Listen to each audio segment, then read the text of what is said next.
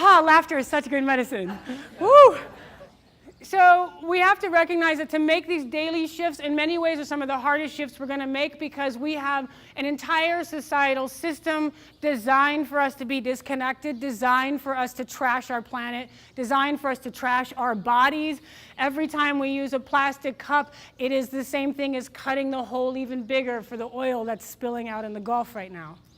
I invited people in the workshop today that if you don't have a reusable mug or a reusable water bottle today, and you can't buy one here, I'm not sure if they're selling them here or not, take your plastic cup that you have, write your name on it, use it for the rest of the weekend. Not because you should, not because you feel bad, but because it's a sacred offering, an energetic offering of healing towards that wound that's spewing out in the Gulf right now. What a way to live our lives, right? That it's not a to-do list, because things always fall off our to-do list. I don't want to invite you to start another to-do list. I want to invite you to ask yourself, what would love say in this moment? What would love do in this moment? How would love call me to stretch in an uncomfortable space, like carrying a bunch of stuff around with me all day, every day, having people freak out, having people make fun of me, having people attack and just smile and saying, yeah, I know I'm weird. It's true, it's cool. Love you too. And then we extend that daily choice out into the rest of our lives.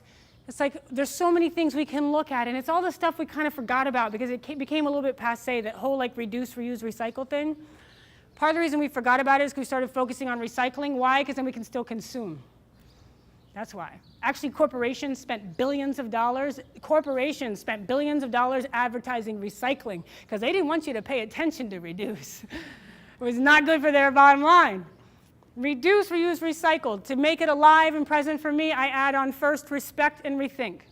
If I respect this global family that I'm a part of, I automatically begin to rethink my choices and ask myself, how can I live more in alignment with that vision? And then I reduce, reuse, recycle, and then I added at the end, rejoice. We got to celebrate. Life can be intense, life can be difficult, life can be challenging. As we become aware, oftentimes it actually invites in new challenges that weren't there when we weren't aware. And it can be easy to shut down and get overwhelmed. It is important to rejoice, to celebrate the miracle of our lives, to celebrate the miracle of one another, to celebrate the incredible privilege that we get to be here this weekend. We are not hungry. We are not worrying about bombs dropping on us. We are here doing asana together. We are here giving a huge gift to ourselves. What an incredible privilege. We can then, through love, say, how can I offer that privilege to the world? And finally, I'd like to invite you to extend that daily action into community and to extend what community means. Because we tend to create our little comfort zones in community.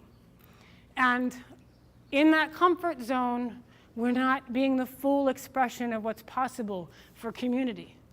I mean, this is a really blunt and intense thing to say, but we can look at the levels of management to daily workers in this hotel and see a very clear difference in the cultural race background.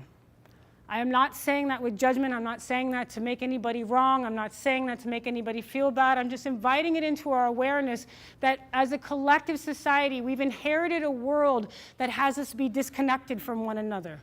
And so I want us to heal that disease of disconnect by extending what community means. If you have a yoga studio or you're a yoga teacher, I invite you to extend beyond the community that you know. Reach out to a service-based organization in your community and offer them free classes in your workshop or in your yoga studio so that they can have this gift as they're in service, in seva in the world. There's amazing individuals and organizations doing work with youth who are considered at risk, with people in prisons. So many ways that this idea of community, and in particular yoga community, is expanding. I invite all of us to be willing to go into that uncomfortable zone without judgment, but with love. That says, how can I personally, it's different for all of us, but how can I personally expand my idea of community, my breadth of community, so that we can expand this gift. And then through that, we can help heal our wounded family. Because that's how it happens, just like in a yoga posture, connecting to the breath, connecting to the foundation, and then reaching out with love and compassion, anything is possible. And so with that, thank you for making a world where everything beautiful and loving is possible.